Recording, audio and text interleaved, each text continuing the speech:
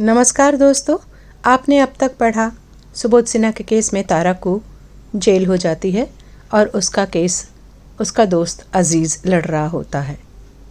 अब आगे इतने सालों के बाद एक बार फिर अजीज़ और मुकुल आमने सामने थे और इस बार फिर से बीच में थी अदा तारा के रूप में। बहुत लंबा वक्त गुजर गया था, लेकिन आज भी वो पहले जैसी दुश्मनी बरकरार थी। पिछली दफ़ा मुकुल ने धोखे से प्रपंच रचकर अजीज़ से अदा को छीन लिया था हमेशा के लिए और गुमनामी के अंधेरों में गुम कर दिया था। आज फिर दोनों आमने सामने थे। अजीज़ तारा का केस लड़ रहा था और मुकुल अपने चाचा सुबोध सिन्हा के लिए केस लड़ रहा था। जख्मी सांप की तरह अजीज़ और तारा को डसने की एक बार फिर पूरी तैयारी कर चुका था। अदा को बर्बाद कर वो उसका नाम, उसका वजूद सब मिटा चुका था। अब बारी थी तारा को पूरी तरह बर्बाद करने की और अजीज़ को हराने की। लेकिन इस बार अजीज़ की आंखों में प्रतिशोध के साथ साथ आत्मविश्वास भी था और अपनी जीत का यकीन था। उसे अपने खुदा पर भरोसा था, क्योंकि वो सच का साथ दे रहा था। आज केस की तारीख थी और जज साहब जिरहा बड़े ध्यान से सुन रहे थे। जज साहब, अपनी बच्ची को उसके खुद के पिता से बचाना क्या गुनाह है? मेरी मुवक्किल ने अपनी बेटी को एक दरिंदे के चंगुल से बचा लिया, नहीं तो उस मासूम को अपनी जान से हाथ धोना पड़ता, जैसा कि पहले भी सुबोध सिन्हा ऐसा कर चुके हैं। न जाने कितनी लड़कियों का जीवन बर्बाद किया है उन्होंने और उन्होंने उसे मौत के घाट उतार दिया। I object your honour. अगर मेरे काबिल दोस्त के पास सबूत हैं इस बात के कि सुबोध सिन्हा ने बहुत सारी लड़कियों का जीवन बर्बाद किया है, तो वह सबूत पेश करें। खाली ज़बान चलाने और अंदाज़े लगाने से केस नहीं जीते जाते। जज साहब, सुहानी की ब्लड रिपोर्ट और तमाम एविडेंस उसकी मेडिकल रिपोर्ट के साथ पेश किए जा चुके हैं और सुहानी के शरीर पर जितने भी खरोंच के निशान मिले हैं उसकी फॉरेंसिक रिपोर्ट कोर्ट में पेश कर दी गई है। सुहानी के सलाइवा से सुबोध सिन्हा का सलाइवा भी ट्रेस किया गया है। सुहानी के मुंह के अंदर से सुबोध सिन्हा के ब्लड के ट्रेसेस मिले हैं। अब यह बातें इस बात का ही सबूत हैं कि उस नन्ही बच्ची के ऊपर बलात्कार करने की नीयत से अटैक किया गया और नाबालिग बच्ची सुहानी ने खुद को बचाने के लिए सुबोध सिन्हा की ज़ुबान अपने दांतों से काट डाली। अगर वह ऐसा नहीं करती तो सुबोध सिन्हा उस नन्ही बच्ची का रेप कर डालता, क्योंकि एक छोटी बच्ची के हाथों घायल होने की वजह से सुबोध सिन्हा और ज़्यादा आक्रामक होकर मेरी मुवक्किल तारा जान पर टूट पड़ा था और अपनी जान और अपनी बच्ची की जान बचाने के लिए तारा ने सुबोध सिन्हा पर गोली चलाई अपना बचाव करने के लिए, वरना सुबोध सिन्हा अपना गुस्सा निकालने के लिए यकीनन दोनों माँ बेटी को मार डालता। सारे सबूत और नौकरों के बयान कोर्ट में पेश कर चुका हूँ। सुबोध सिन्हा एक चरित्रहीन इंसान है और इस बात का सबूत मेरे पास है। मुझे वो सबूत अदालत में पेश करने की इजाज़त चाहिए। अजीज़ ने मुकुल को घूर कर देखते हुए जज साहब से पूछा। इजाज़त है, जज साहब ने आज्ञा दे दी। आज से 9 साल पहले मनु नाम से एक लड़की का गैंग रेप हुआ था लखनऊ में, जो बिज़नेस मैनेजमेंट की स्टूडेंट थी। उस लड़की के माँ बाप ने अपनी बेटी की बदनामी के डर से उसके साथ हुए इस कुकर्म की कोई रिपोर्ट दर्ज नहीं कराई। इसीलिए ये खबर कुछ ही दिन सुर्खियों में रही फिर दबा दी गई। इसीलिए उस केस में लिप्त सुबोध सिन्हा और वो चारों मंत्री बच गए। लेकिन उस रेप केस की कुछ वीडियो तारा जान के फ़ोन में मौजूद थीं। उसने तो सोचा था कि बलात्कार पीड़िता अगर कोर्ट केस करेगी तो वो बतौर सबूत उसे ये वीडियो सौंप देगी, लेकिन ऐसा नहीं हुआ। तो तारा ने वो वीडियो अपने पास महफूज रख ली ताकि भविष्य में जब कभी सुबोध सिन्हा उसे प्रताड़ित करे तो वह अपनी सुरक्षा के लिए उसका इस्तेमाल करेगी। क्योंकि उस वीडियो में सिर्फ सुबोध सिन्हा ही नहीं बल्कि उसके साथ देश के कुछ मंत्री भी शामिल थे। इसीलिए इस खबर को हर जगह से हटा दिया गया। मुकुल ने हैरानी और डर के मिले जुले भाव से तारा की ओर देखा। अजीज एक एक शब्द बहुत नाप तोल कर बोल रहा था। आज आपके सामने तारा जान को सुबोध सिन्हा पर जानलेवा हमला करने के लिए अपराधी घोषित करने की पूरी जद्दोजहद की जा रही है जनाब। इसीलिए तारा को आज ना चाहते हुए भी इस वीडियो की मदद लेनी पड़ रही है, क्योंकि आपको इस एविडेंस से क्लियर हो जाएगा कि सुबोध सिन्हा एक दुष्कर्मी है। उसने समाज की न जाने कितनी औरतों का जीवन बर्बाद किया है। इस बार उसे अपनी बेटी सुहानी के जीवन पर हाथ डालना भारी पड़ गया, क्योंकि उस बच्ची के साथ उसकी माँ तारा मौजूद थी। मैं यहाँ कुछ सबूत अदालत में पेश कर रहा हूँ, लेकिन कृपया इन सबूतों को पब्लिक ना किया जाए, क्योंकि जिस मन्नू नाम की लड़की का बलात्कार हुआ था उसके माता पिता ने दूसरे शहर में जाकर अपनी बेटी के साथ नई जिंदगी शुरू की ताकि उनकी बेटी पर कभी कोई आंच ना आए। समाज के हर माँ बाप अपनी बच्ची को सिर उठाकर जीना सिखाते हैं। आप इस सबूत को सिर्फ एविडेंस के तौर पर इस्तेमाल कर सकते हैं तो ठीक है, यह तारा के काम आ सकता है।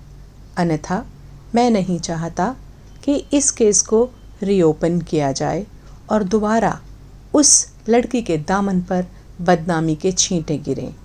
बाकी जो अदालत को ठीक लगे। इतना कहकर अजीज़ ने अपनी बात ख़त्म की। ये अदालत 4 दिन के लिए मुलतवी की जाती है। अगली तारीख पर फैसला सुनाया जाएगा। तारा को हथकड़ी लगाकर अदालत में लाया गया। मुकुल उसे इस हालत में देखकर कुटिलता से मुस्कुराया। तारा थोड़ी घबराई हुई थी। मन में एक अजीब सा डर गहरे तक अपनी पकड़ बना चुका था। मन में सैकड़ों सवाल उठ रहे थे। वह मन ही मन बुदबुदा उठी, अगर आज मुझे कुछ हो गया तो मेरी नन्ही सुहानी का क्या होगा? जिस तरह मेरी ज़िंदगी बर्बाद हो गई, क्या वही अब मेरी सुहानी को भी झेलना पड़ेगा? मेरी बच्ची की देखभाल कौन करेगा? तारा की आंखों के आगे उसका पूरा जीवन किसी चलचित्र की भांति घूम गया। कैसे मुकुल ने अपने दोस्तों के साथ मिलकर उसकी इज्जत के चिथड़े किए और फिर एक तोहफे के रूप में उसे अपने चाचा सुबोध सिन्हा को तमाम उम्र के लिए भोगने को दे दिया और वो कुछ कर भी न सकी। हे खुदा, अगर मैंने जीवन में कभी भी अच्छा काम किया है तो तुझे उसका वास्ता देती हूँ। मेरी बच्ची की हिफाजत करना। मेरी बच्ची कभी ममता से महरूम ना हो। मेरी ज़िंदगी में जितनी भी परेशानियाँ आईं, मैंने उसे अपनी किस्मत समझकर कबूल कर लिया, लेकिन अपनी बच्ची के जीवन में उन परेशानियों को देख नहीं पाऊंगी। कुछ रास्ता निकाल अल्लाह, कुछ रास्ता निकाल। कोर्ट की कार्रवाई अभी शुरू नहीं हुई थी। सभी लोग जज साहब के आने का इंतज़ार कर रहे थे, क्योंकि आज सुबोध सिन्हा और तारा जान के फैसले का आखिरी दिन था। अदालत का कमरा खचाखच भरा हुआ था। अदालत में लोगों की कानाफूसी की आवाज़ें गूंज रही थीं। तभी जज साहब ने अदालत में प्रवेश किया और अपनी कुर्सी संभाली। Order, order. बड़ी सी टेबल पर लकड़ी के हथौड़े से पब्लिक को शांत करने के लिए उन्होंने हुक्म दिया और कुछ ही पलों में कमरे में सन्नाटा पसर गया और जज साहब ने अपनी बात शुरू की। सारे सबूतों को मद्देनज़र रखते हुए यह अदालत इस नतीजे पर पहुंची है कि सुबोध सिन्हा एक सम्माननीय नागरिक होने के बावजूद एक गैर जिम्मेदार इंसान हैं। माना उन्होंने समाज के लिए बहुत सारे अच्छे काम किए हैं, लेकिन उन कामों के साथ साथ उन्होंने बलात्कार जैसे बहुत बुरे व घिनौने काम भी किए हैं। समाज अगर उनके द्वारा किए हुए अच्छे काम को याद रखता है तो बुरे कामों को नज़रअंदाज करके माफ़ नहीं कर सकता, क्योंकि अपराध चाहे सामान्य नागरिक करे या कोई प्रतिष्ठित नागरिक, कानून सभी के लिए बराबर है। इंसाफ की लड़ाई में ना कोई छोटा है ना कोई बड़ा। जो अपराधी साबित होगा उसे उसके द्वारा किए गए अपराध की सज़ा ज़रूर मिलेगी। जज साहब की इस बात पर फिर से अदालत के उस कमरे में कानाफूसी की आवाज़ें तेज़ हो उठीं। Order, order. यह आवाज़ कान में पड़ते ही फिर से कमरे में शांति पसर गई। सबूत के तौर पर पेश किया गया वीडियो, उससे साफ साफ जाहिर हो रहा है कि सुबोध सिन्हा ने अपने 4 और साथियों के साथ मिलकर मनु नाम की उस लड़की का बलात्कार किया है। मैं पुलिस को आदेश देता हूँ कि इस मनु नाम की लड़की की पहचान को पूरी तरह से छिपाकर इस केस की दोबारा से छानबीन की जाए और सुबोध सिन्हा के खिलाफ बलात्कार का केस दर्ज किया जाए और चार्जशीट बनाकर 10 दिनों के अंदर कोर्ट में पेश की जाए और विक्टिम सुहानी, जो एक नाबालिग लड़की है, उसे मेडिकल व फॉरेंसिक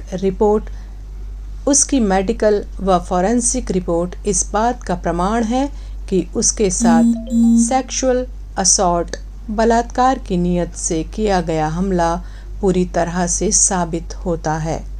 और एक माँ होने के नाते जो कुछ तारा जान ने किया, वो कोई भी माँ होती तो शायद यही करती, क्योंकि माँ चाहे किसी इंसान की हो या जानवर की, अपने बच्चे को खतरे में देखकर वो कोई भी रौद्र रूप ले सकती है।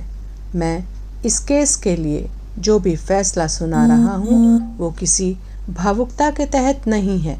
हर परिस्थिति और सबूतों की बारीकी से जांच करने के बाद मैं यह फैसला बहुत सोच समझ कर ले रहा हूँ, क्योंकि ताराजान ने जो हमला सुबोध सिन्हा पर किया वो अपनी व अपनी बेटी की जान बचाने के लिए किया, सेल्फ डिफेंस में किया। इसीलिए सुबोध सिन्हा पर किए गए जानलेवा हमले के इल्ज़ाम से मैं ताराजान को बाइज्जत बरी करता हूँ। तो ताराजान को इस केस में बाइज्जत बरी किया जाता है और सुबोध सिन्हा को बलात्कार करने व नाबालिग बच्ची और उसकी माँ को जान से मारने की कोशिश करने के जुर्म में धारा 307, 306 और 302 के तहत अपराधी घोषित कर पुलिस को हुक्म देता हूँ कि वो सुबोध सिन्हा को गिरफ्तार करके जल्द से जल्द अदालत में पेश करे और जब तक अपराधी सुबोध सिन्हा अस्पताल में भर्ती है उस पर कड़ी निगाह रखी जाए और जैसे ही उन्हें अस्पताल से डिस्चार्ज मिले तुरंत उन्हें अदालत में पेश किया जाए और ताराजान और उनकी बेटी सुहानी की सुरक्षा की पूरी जिम्मेदारी पुलिस सुप्रिटेंडेंट को सौंपता हूँ। कोर्ट का यह फैसला सुनते ही तारा का मुरझाया हुआ चेहरा खिल उठा। सुहानी दौड़कर अपनी माँ के गले लग गई। तारा और सुहानी को मीडिया ने चारों ओर से घेर लिया। तुरंत ही पुलिस सुप्रिटेंडेंट के इशारे पर सुरक्षा कर्मी ने दोनों माँ बेटी को अपने सुरक्षा के घेरे में ले लिया अजीज़ ने बड़ी मुश्किल से दोनों को कार में बिठाया और खुद भी तारा के बराबर वाली सीट पर जाकर बैठ गया।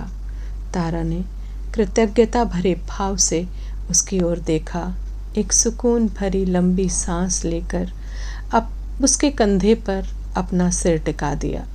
मुकुल कहर भरी निगाह से दोनों को कार में जाते हुए देखता रहा, जैसे कोई शिकारी अपने हाथ से छूट रहे, भाग रहे अपने पसंदीदा शिकार को देखकर छटपटा उठता है। उसकी निगाह ने उनका पीछा तब तक किया जब तक उसकी कार उसकी आंखों से ओझल नहीं हो गई। उसने अपना मोबाइल निकाला और किसी को फ़ोन करने लगा। अंकल, उसने फ़ोन किया था सुबोध को। अंकल, हम केस हार गए। दूसरी तरफ से बस हू हू की आवाज़ उभरी, जैसे कोई बोलने की कोशिश तो कर रहा था लेकिन बोल नहीं पा रहा था। कहानी में यहाँ तक बने रहने के लिए धन्यवाद दोस्तों। हम कहानी का अगला भाग जल्द ही प्रकाशित करेंगे।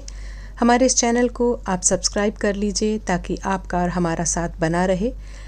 ये कहानी आपको पसंद आ रही है तो कृपया लाइक और शेयर करना ना भूलें। लेखक को बहुत प्रोत्साहन मिलता है, मोटिवेशन मिलता है आपके एक लाइक से। धन्यवाद।